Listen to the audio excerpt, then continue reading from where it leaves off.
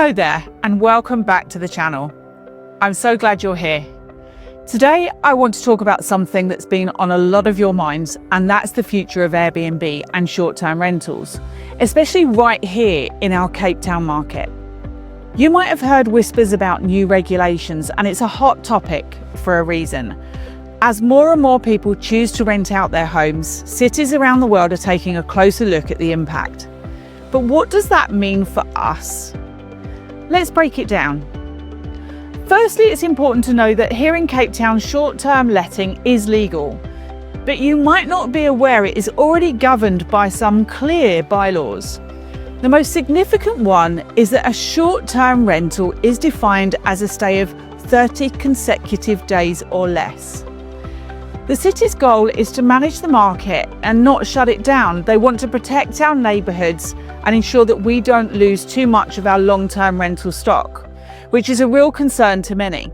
This is a balancing act, and it's why understanding the specifics like your property zoning and your body corporate rules is absolutely essential. If you're in an apartment, for instance, your body corporate may already have rules in place that prohibit or restrict short-term rentals due to security and things like noise. We can get a glimpse into our future by looking at what's happened in other major cities that have already gone down this path. Take New York City, for example. They implemented one of the world's strictest sets of rules, almost a complete ban on most short-term rentals. So what happened? Well, the result was a bit of a cautionary tale. While the number of Airbnb listings plummeted, the promised flood of affordable housing never materialised. Rents still continued to climb, and local businesses in the outer boroughs that relied on tourist foot traffic really felt the pinch. It's a powerful lesson that over-regulation doesn't always lead to the intended outcome.